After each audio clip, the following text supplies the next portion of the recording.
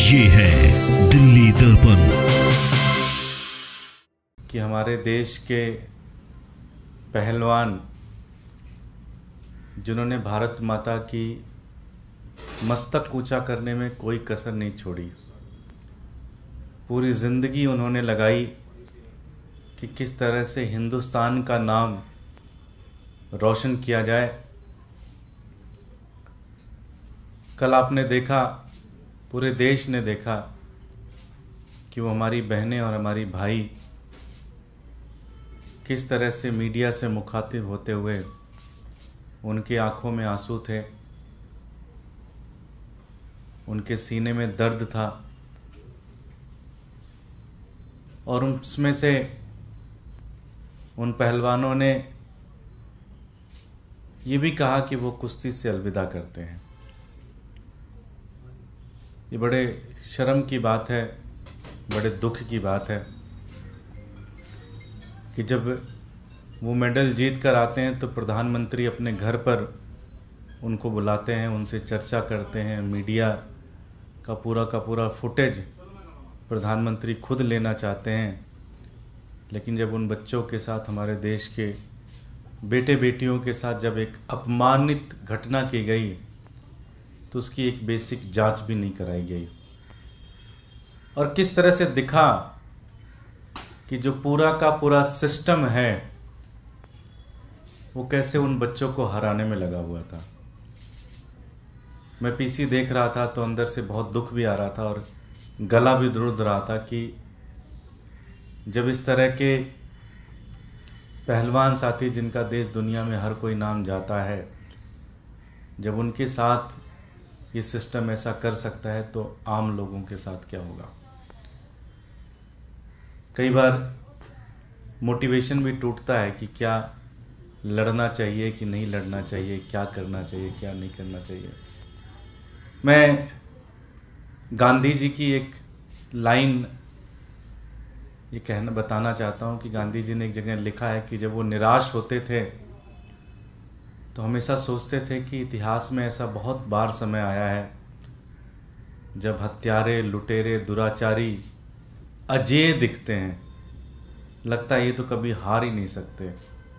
चाहे वो कंस हो, चाहे वो रावण हो, अपने समय में जब वो अपने चरम पे होते हैं तो ऐसा लगता है कि ये तो कभी हार ही नहीं सकते, लेकिन अंत में जो विजय है वो सत्य की होती है, असत्य हमेशा हारता है।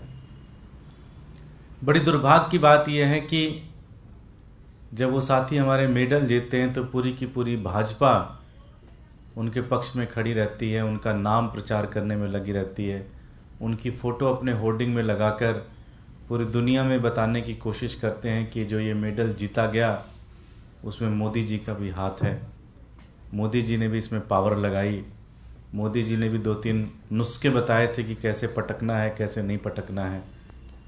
लेकिन जब आज पिछले 1 साल से पूरा देश देख रहा है कि वो किस तरह से संघर्ष कर रहे हैं तो उनके साथ कोई खड़ा नहीं हुआ। खड़े हुए तो इस देश के आम लोग, इस देश के आम जनता, आम जनमानस। वो बच्चे भी किसान बैकग्राउंड से आते हैं, वो बच्चे भी,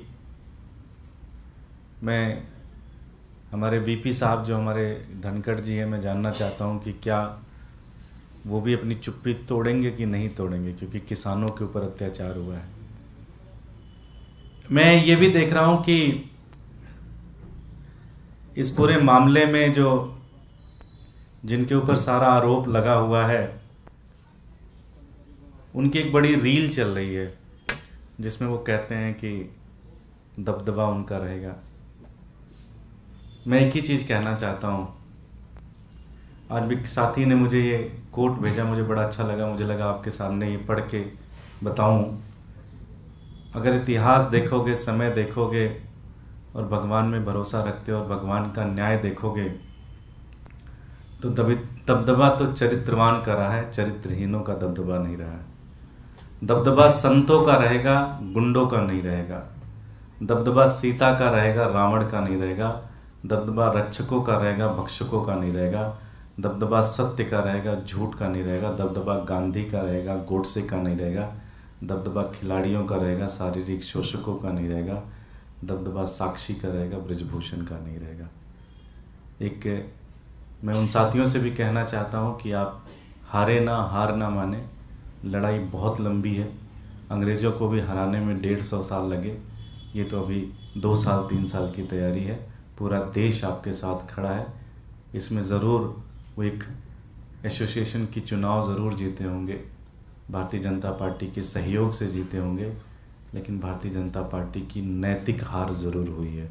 जब इतिहास लिखा जाएगा तो ये भी लिखा जाएगा कि किस तरह से भारतीय जनता पार्टी एक ऐसे व्यक्ति के साथ खड़ी रही। बहुत बहुत धन्यवाद। लेटेस्ट खबरों के लिए सब्सक्राइब करें हमारा YouTube चैनल या फिर लॉग ऑन करें www.delhidarpantv.com। खबरों की कवरेज और विज्ञापनों के लिए संपर्क करें।